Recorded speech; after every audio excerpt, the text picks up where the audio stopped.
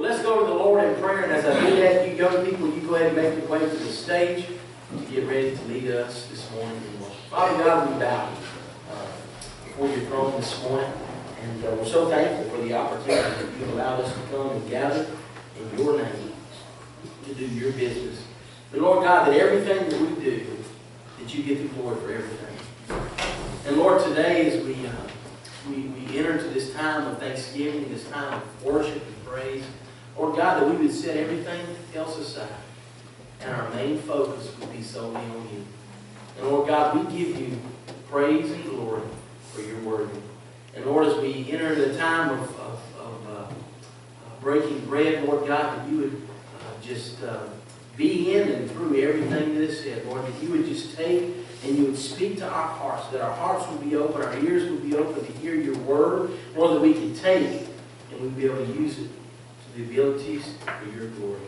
We give this service over to you, and we ask you to do great things in the first minute. Holy and most precious name of Jesus that I pray. Amen. Amen. God is very great and very good. You take the Bibles this morning and you would open to Exodus chapter 20. I still haven't been able to. I got this sermon that I want to start, a little series. For some reason, the Lord, somebody ain't here that's supposed to be here for that. The Lord just ain't giving me the liberty and the freedom to share that with you. But it's okay. He's got something else for you this morning in store. And if you have your Bibles open to Exodus chapter 20, I want to show us a few things. And this isn't anything new to anybody here. I hope that everybody here that has studied God's commandments. But I want us to read those 10 this morning. I'm going to read those to you. But we're going to through time, we're not going to hit them all at one time, but through time we're going to take the 10 commandments and we're going to hit on each one throughout a little series, but maybe not all in 10 weeks. We're going to space them out. But I want us to really focus on that. Because I really believe that a lot of Christians today have fallen away from what God has commanded us truly to do. I believe a lot of us have heard the commandments, we've studied the commandments, we know the commandments, but yet we don't live by the commandments. I really believe that we fall short in that category. And I remember growing up, and I say that a lot, but I remember myself growing up a lot. Growing up, well, it's all the same stuff. I remember sitting in a Sunday school classroom. Teacher began to, of course, if you've never been taught the 10 Commandments in the Sunday school classroom, shame on the church he was a part of, but I remember sitting in there and, we don't live and we've never lived in the day when all this took place, but yet we've seen pictures of what it might have looked like or what they would. You ever seen who Moses might have been, the long white hair? You ever seen those pictures of who Moses was? Anybody? Everybody? But nobody knows what Moses looked like back then. And it's just people just trying to, through time, trying to put all this together. You've probably seen pictures of Jesus before, right? You really think that's what Jesus looked like? No. But we just try to, humans, we get a visual of something, and it kind of does us a little bit better of kind of what we're looking at. And I remember sitting in that class, and I remember this vivid picture on the wall. I was like, I got a little scared. Because here's Moses on Mount Sinai, and he's up there, and man, lightning, just all this stuff going on whenever Jesus was giving Moses these commandments to give to the children of Israel. Of course, you know that during this time, as Moses was up on the mountaintop, and as Jesus was speaking to him, and as he was engraving every word on the stone that God gave him so that he could give to the people, of course, what was the children of Israel doing? Well, they were down there just, Johnson, but they were down there just making some gold and emeralds and calves, and they would begin to worship, and just all kinds of things took place. But I thought about that for a moment, and I was like, that's kind of how Christians are. See, men of God have went to the mountaintop to hear what God needs and what God wants to give to us. And yet the whole time there on the mountaintop, what are Christians doing? Well, they might not be building golden calves and worshiping them, but boy, I tell you what, this world got a lot to worship. We begin to put these things before God Almighty. And so I remember just sitting there and I was like, wow. I kind of was thanking God that I didn't live back in that time. And this is why. Because I'm going to get honest with you. Living in their time and living in the time of today was two different things. I can guarantee you this, it was way more harsh back then than it is today.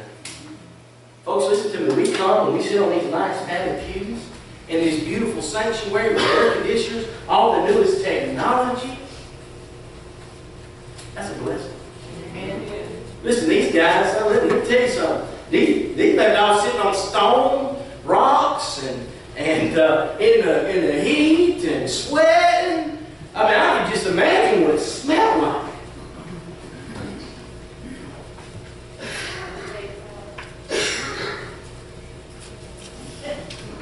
That's an inside joke. But listen, God has given us a chance to be able to take nice showers, clean up nice, put on perfume, put on our finest. We don't do that to put on a show to anybody else. We're supposed to do that to be able to show God, thank you for what you've given me. None of this belongs to me anyway. It belongs to Him. If for one second in your life that you thought that everything that you got at your home belongs to you, you'd be ashamed of yourself. As a little kid, I could see that picture on that wall. And I would thank God that I didn't live in that time, in that day and age. That I didn't have to go through what these guys had to go through. I didn't have to deal with what they had to deal with. But growing up today, I thought to myself, man, I don't know if we can get any worse. Don't take for granted what God has given you. Don't take for granted the ability God has given you to worship Him. If you have your Bibles, Exodus chapter 20, stand on there as we read God's Word.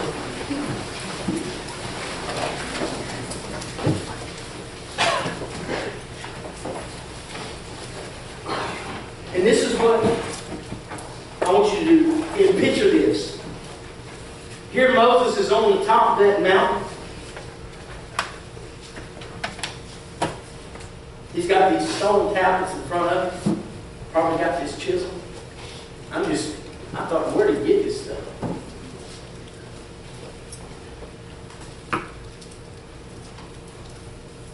And God Almighty began to share these words with him. Mark it down. And God spoke all these words, saying this: I am the Lord your God, who brought you out of the land of Egypt, out of the house of bondage. You shall have no other gods before me. You shall not make for yourself a carved image, any likeness of anything that is in the heavens above, or the things on the earth, or beneath, or that is in the water underneath the earth. You shall not bow down to them, nor serve them, for I am the Lord your God. I am jealous God, visiting the iniquity of the fathers upon the children to the third and fourth generations of those who hate me, but showing mercy to thousands, to those who love me and have kept my commandments. Number 3, you shall not take the name of the Lord your God in vain, for the Lord will not hold himself or him guiltless who takes his name in vain.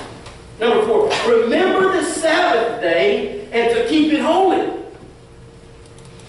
6 days you shall labor and do all your work, but the 7th day is the Sabbath of the Lord your God. In it you shall not do any work, you, nor your son, nor your daughter, nor your male servant, nor your female servant, nor your cattle, nor your stranger who is within your gates. For in 6 days the Lord made the heavens and the earth and the sea and all that is in them, and rested the seventh day. Therefore the Lord blessed the Sabbath day and hallowed it. Number 5, honor your father and your mother. Hello, somebody. That your days may be long upon the land which the Lord your God is giving you. Number 6, you shall not murder. Number 7, you shall not commit adultery. Number 8, you shall not steal. Number 9, you shall not bear false witness against your neighbor. And number 10, you shall not covet your neighbor's house. You shall not covet your neighbor's wife, nor his male servant, nor his female servant, nor his ox, nor his donkey, nor anything that is in your neighbor's. Nor his house, nor his cars, nor his basketball goal, nor his playhouse, nor his bicycles, nor anything that they have. But go back to verse 2. For I am the Lord, your God. Let us pray. Father, we bow boldly this morning, asking you to speak to us, show us, enlighten us through your word. For it's in Christ's name, amen. You may be seated.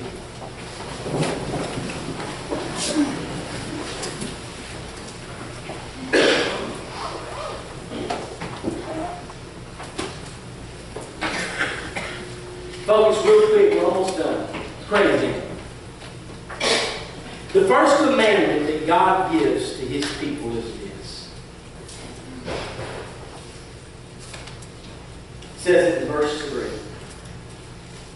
You shall have no other gods before me. No other gods before me. Listen. Before me. In the commandment refers back to I in the prefix where he says, I am the Lord your God. So the first commandment's requirement is based on the reality of God's covenant with us. And it has his and in his having already redeemed us, that is why we must keep commandments. In Hebrew, you would take, and it would have been wrote and written, it would have been read not from right to left, or not from left to right, but from right to left. And it would have been read, before my face, other gods there shall not be to you. It's crazy, right? That's how we read from left to right. But in Hebrew, that's how it would have been placed. Be to you is translated, you shall have. That meaning not ownership.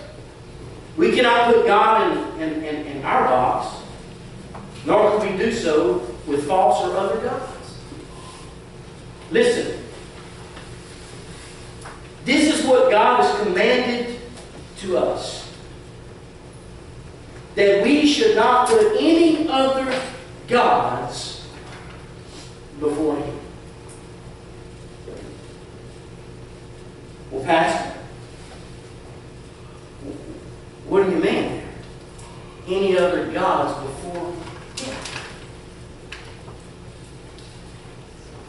Anything that is worshipped higher than or put before than an almighty God becomes a god, little g. Understand that. Get that. Put that in your heart. Anything that you put before God, you worship other than the almighty God, big G, becomes a little g. Folks, can I tell you this?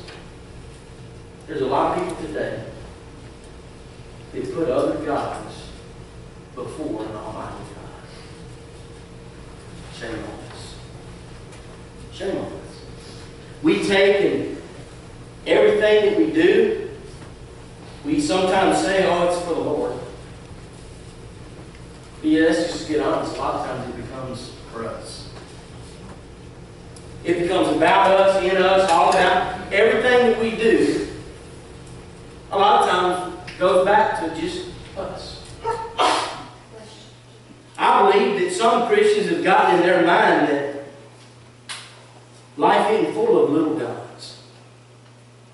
They say that I worship God. But yet, where's the time being spent worshiping? Think about that. Where is the time being spent worshiping? For I am the Lord your God. Do we put God, big G, above everything else that we do? Or do we do other things and then try to put God in place? Do we take and does our time revolve around holy God? Or does our time revolve around other gods? You know, I'm going to get honest with you this morning. Life isn't easy living every day. Life is hard. The life that has been placed in front of you, that you're to live, is not easy. Now, let's get honest. We all have mistakes. We all have little boo-boos in our life. We all scrape our elbows, our knees. We all stump our toes every now and again. But God didn't place us here to dwell on all the faults that we do. God has placed us here because we are redeemed.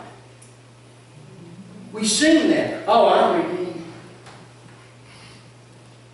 You set me free. See, but if we were truly free, then all our time would revolve around the Holy God versus the God that we place in. Let me tell you something this morning. I could just imagine as Moses stood on that mountain.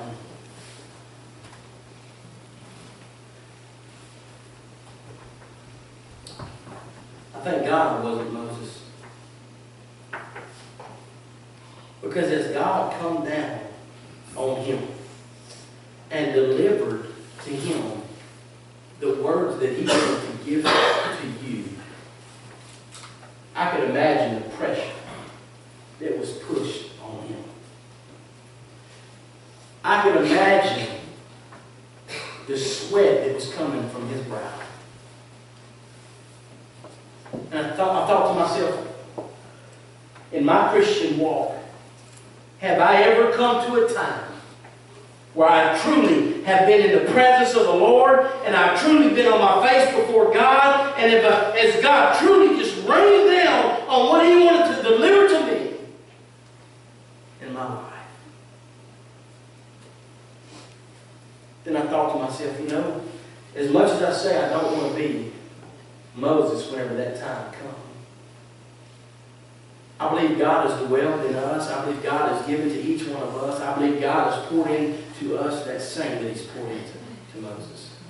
See, He's commanded us these commandments that He's given us. See, a lot of times Christians think, oh, I can follow this commandment here, and I can follow that commandment right there, and boy, I got that commandment. I ain't never gonna murder nobody, and oh, I ain't never gonna. I'm gonna obey my mom and daddy. Oh no, I'm gonna make sure that I don't commit adultery. I love my wife. Ain't none of that gonna be happening around where I'm at. That ain't gonna happen. Well, I don't even want what my neighbors got. I see the junk they got in it. They ain't so much for in debt. I don't need none of them talk. I mean, we can just go and pick and choose all these commandments and say, I can follow this one. I can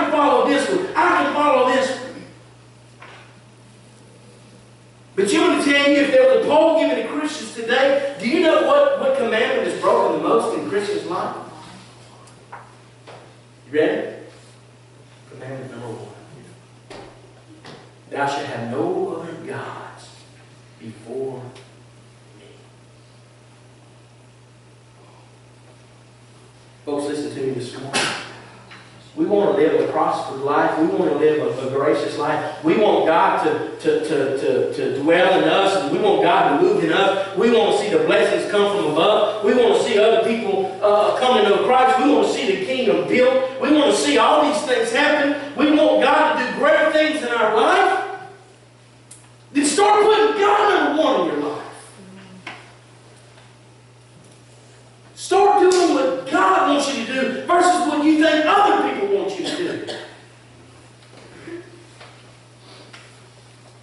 Stop putting other gods before an almighty God. The Bible says He was jealous of God. I can see that. I'd be jealous too. If somebody else got the time that I deserve. Hello? If somebody else got the time that I deserve, I'd be jealous. If my wife showed somebody else more attention than she showed me, you don't think I would be jealous? Hello, somebody. Thank you, God. Listen, I'm not trying to say put yourself in God's shoes. What for a day you look through God's eyes? Stop looking through yours.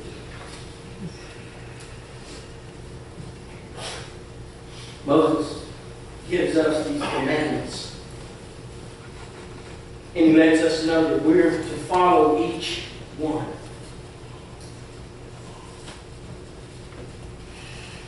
See, in chapter 3, before all this took place, God gave Moses a name to be recognized by. It was Yahweh. And Yahweh would be the only true God. Our God. Isaiah 45, verse 21 and 22 says, "And there is no other God besides me, a righteous God and a Savior. There is none beside me. Turn to me and be saved, all the ends of the earth, for I am God, and there is no other gods."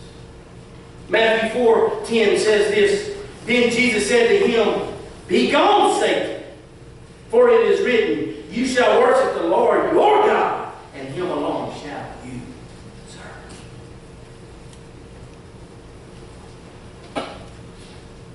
It's amazing that even God can tell Satan of who he is. So he's the big one. Not only is he the big one, he is the only one. The Bible said he's the only way, he's the only truth, and he is the only life. We were created by that God. And we were created to worship Him and Him alone. Don't put any other gods before Him. Don't let anything else take the place of who He is and what He's done in your life.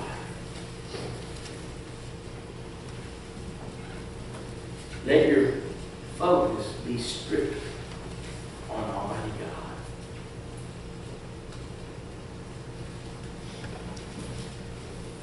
For me, it's like this. I want to strive to do all I can to run a race that God has placed before me. But not only to run a race, but to finish that race. The Bible says, He who began a good work in me shall complete that work, that we should finish the race that has been set before us. And that race is to Calvary. As I stand and I run that race, I want to run with all endurance. I want to run with every being, every ounce of strength that I've got so that I can finish that race and I can finish it well. Now, I didn't say that I'm running a race so that I could be in first place so that I could beat everybody else. That's not what I said. A lot of people get confused whenever that's said, what that's talked about. See, we all run the same race. And it's not that any of us need to finish that race first. It's that we finish the race. Amen. Fight a good fight. And finish that fight. The battle's already been won. The victory belongs to God Almighty. But yet we run those races every day. And we try to compete with others. Oh, I'm holier than they are. Oh, I didn't make that mistake. I didn't talk to them like they talked to him. Ooh, ain't nobody in here holier than anybody else. Stop betraying yourself to be that person. Listen, I don't have to tell anybody how holy I am. As long as I'm living my life holy for Him, it'll shine. Amen. Everybody see that. I ain't got to tell nobody any other way. When people see me, yeah, around here people see me as, I'm never called by my name, Jared. It's always Pastor. Hey, Pastor, how are you? Doing good. But whenever I leave here, and people don't know me, I don't have to be called pastor. I can still live my life the same that I live here anywhere else in this world. And they see me for who I am. Why? Because I've decided, one, I've decided to follow Jesus. Two, I strive every day to keep every command He gives me. Let's just get honest. I can guarantee you everybody in this room has broken some of those commandments, right? But if you ain't striving to keep every one of those, then are you truly living a righteous life? If you're not making this priority of your life, if you're not giving God what He deserves, you're not giving God everything that you got, what direction are you going in your life? What's your walk like whenever you leave here? It's not what your walk is when you walk in the door. It's what your walk is when you walk outside. Don't ever be mistaken in that. Oh, we see you for what you are when you walk in the door and you sit in those pews. It's what the world sees you as whenever you walk out of those doors and they see you how you live your life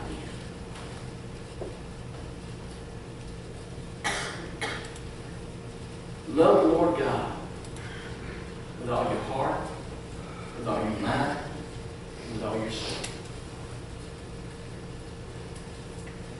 And then love your neighbor as you love yourself. You do these things and keep my commandment.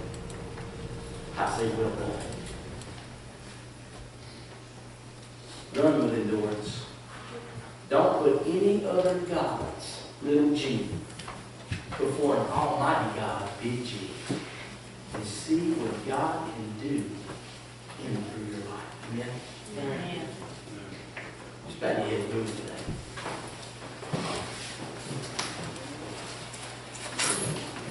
See, that's just the first commandment. I'm going to go in depth with all these other commandments. We're going to do that. But you got to get the first one out of the way before you can get to the second. And then you get the second one out of the way before you get to the third. And that's just what we're going to do. Now, I believe there's some in here today that they would say, Pastor, I really do. I try to keep those commandments. I try to do what God wants me to do. Pastor, I get away with all that all the time. I tell myself what I need to do, when I need to do it, how I need to do it. I try to follow some rules, but I always step it away. Let me give you some advice this morning.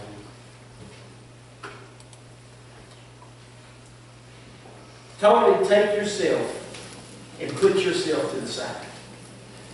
Grab a hold of Jesus and you place Him in the center of your life. And I promise you, when you do that, self will begin to want to get out of the way. And you'll begin to want to do what God wants you to do. And you begin to go where God wants you to go. And you begin to trust in God what He wants you to trust in. And you begin to have more faith in what God wants you to have faith in. But as long as you keep yourself in the center, your walk's never going to grow. Let God move in your life. Let the Lord God Almighty take control. Have total reign of who you are. If you could do that today, I promise you, your Christian life will be headed the way God wants. This morning, I'm just going to pray. If you'd stand to your feet with your heads bowed and your eyes closed. We'll do things a little different.